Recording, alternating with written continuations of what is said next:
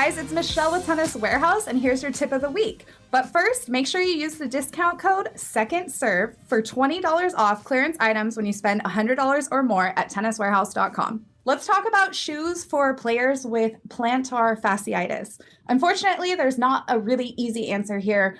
Everyone's feet are super different, but aftermarket insoles are going to be the best way to go. Plus, we have some therapy items like a Theragun or lacrosse ball to work on that part of your feet. We also suggest looking for a supportive shoe to keep your arch really supported. However, a lot of tennis shoes have low arch. So again, that aftermarket insole is going to be your best option. That's your T-Dub tip of the week. For more tips, visit us at tenniswarehouse.com. Hi, this is Carolyn, and I'm here with Erin, and we really appreciate Allison talking with us today. She is the coordinator of adult play for USTA North Carolina and is in charge of their Try Tennis program. So, Allison, can you tell us your tennis background? Yeah, so I started playing tennis when I was probably 13. I was introduced to it by my dad and grandpa because they have played forever and they play against each other, and they wanted to get me and my sisters to start playing. So they introduced me and I started taking lessons. From there, I really just played high school tennis. I did not play in college, actually. I just played for fun. There was a court next to my dorm, so I didn't play on the team.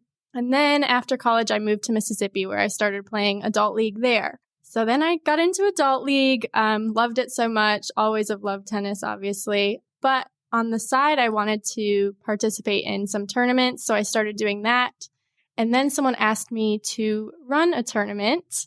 So I started doing that as well, just for fun, kind of for a charity event, right? And from there, I started participating more and more. And now I am here at USTA North Carolina, and it is my job, and I love it. And so that's kind of how it all came about. I know you run the Try Tennis program, which is what we really want to know about. But tell us about the Try Tennis program and whatever else you work on in this office. I'm sure it's a lot of different things, but specifically, we want to hear about the Try Tennis program. We've actually featured it on a couple who started in Raleigh, and they ended up actually dating. The coach and the player ended up dating and getting married, but we've heard a lot of success stories about the program. So we want to hear all about Try Tennis and what you can tell us about that. Sure. So you said, what else do you do in the office? I'll start with that. I am on the adult league team here. So I work with Danny Broadstreet and Nick Baxendale, helping run state tournaments, adult leagues, doing appeals, stuff like that. But my main job is Try Tennis. I am the go-to person for that program. And what Try Tennis is it's a beginner program for $40 where someone can get introduced to the sport at an affordable price. So the $40 includes 6 hours of instruction, a tennis racket, and a Try Tennis gift. We have started this program in 2017, and since then we've had over 14,000 participants, which is super exciting. From those participants, we've seen 8,000 registrations in adult tournaments and leagues, so that's really awesome.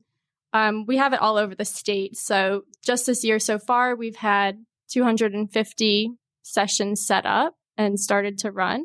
And then once someone is done with Try Tennis, they're usually like, well, what next? And so we created a pathway for them to follow. So they will participate in Try Tennis, which is 6 hours of instruction, like I said.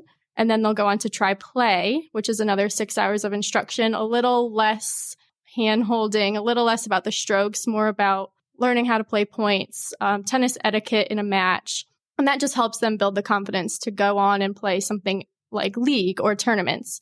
If they're still not confident enough, we have developed a third step in the pathway, which is Try Match. And this is usually run as a mini tournament or a fast four tournament. So they can really build that confidence to get out and go and play on their own. So all in all, Try Tennis is a pathway, Try Tennis, Try Play, Try Match. And it's been really successful in North Carolina, and we're really excited about it. So since you've been running this program, can you tell us like some of the coolest stories you've heard out of, the participants? Yeah, one really good story that I love to tell actually is about someone named Jen, who was a participant in 2020. She signed up with her friends from work, and loved it so much they kept playing all together, and they signed up for a league. Jen captained the team for their USTA Spring 18 and Over League, and their team did so well they actually went on to the state championships. So they participated in state championships, and she's still playing to this day, playing in mixed leagues and combo leagues now, which is a really great story. And it's not just her. It was almost everybody in that tri-tennis group that continued, which is really awesome. Oh, that's fantastic. Tennis can feel very intimidating at the beginning. What would you tell to adults that are intimidated to start?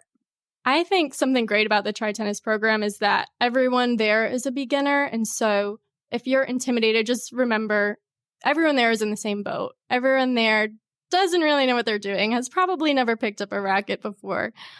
So you don't have to feel embarrassed or like you're out of place, because you're not really in tri-tennis. It's everyone's together in that. And that's something awesome too about the program is you have at least one thing in common with everyone there. And that's that you want to learn how to play tennis and you want to learn a new sport. And you're excited about it, hopefully.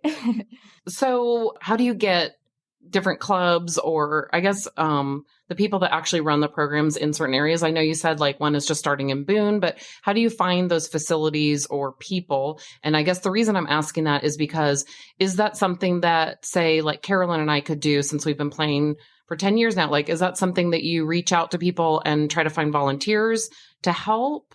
Or is it with like a specific club or a Parks and Rec, or, how are the coaches, how are they found? So there are a lot of different hosts of tri-tennis.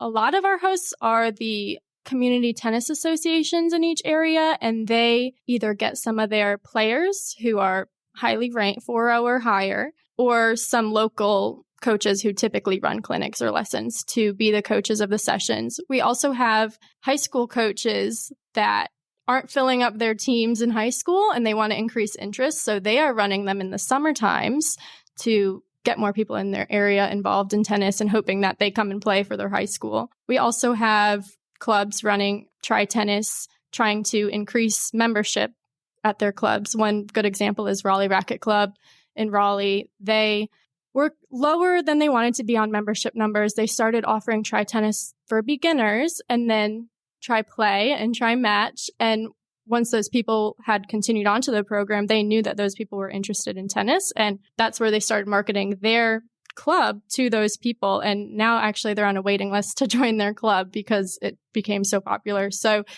there are many different hosts, and it really does range, and it depends on where you go. Places like Boone, again, it's a CTA that's running it, but she has high school coaches and her board and volunteers running the programs as coaches. And all these coaches get trained and they get certified safe play if they're hosting juniors.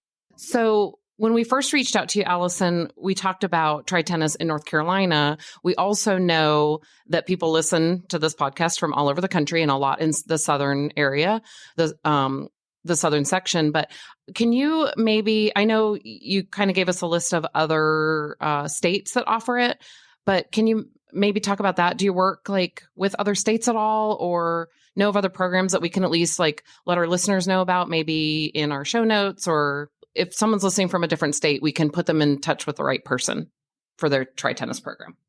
Yeah, so a popular program, it's not necessarily called tri-tennis, but it's very similar, is Tennis Apprentice. That is a program in several of the southern states. Another program is Play Tennis 101. That's in South Carolina. And then Tennessee has Play Tennessee. All of these programs are beginner programs, very similar to tri-tennis. I'm not positive on, cost or how many hours of instruction you get, but I do know that these programs are very easy to find if they just, type into Google beginner programs or go to their state tennis website and they'll be on there, because that's how I found them. And we do talk with the other states. Like we talk to Tennessee and South Carolina, mostly because they're our bordering states, about how their beginner programs are running, what they're doing, what we're doing that works, what doesn't work. So I do think all these programs are becoming more and more similar, which is great, because then in every state, we could be introducing people to tennis in the most effective way. That's fantastic. Now, can you tell us your most memorable moment on the court? So I would have to say Okay, this is a hard question for me. So my most memorable moment, I think, is back to when I was a beginner and learning. And one of my coaches said to me that I wasn't moving my feet very well, and that was something I had to work on. And he just always used to tell me, "You're planted like a geranium." And now I say that all the time. And so probably every match, in my head, I'm like, I'm planted like a geranium. And if I say it out loud, which I do sometimes, people look at me so funny, but it was for sure my most memorable because, I mean, I think about it almost every time I play. So I'd have to say that. And I don't really have one that is a specific point that was most memorable to me. If I had to choose one, it would probably be, again, when I was a beginner and I really started to feel like I was doing better. And that was when we went to states in high school. I don't even remember the year, but these people were really good and we didn't win, but we got one game off of them and we were so proud of that. So those are probably my most memorable moments. Neither are recent, but maybe that's why. Maybe it's because they just still pop into my head. So to me, that's most memorable. We really appreciate Allison being on the podcast. Also, we wanted to thank Marilyn Sherman from USTA National for sending us a list of other programs that are similar to Tri Tennis in other states. We've included this information in our show notes and also on the resources section of our website, which is secondservepodcast.com. Thanks so much for listening and hope to see you on the courts soon.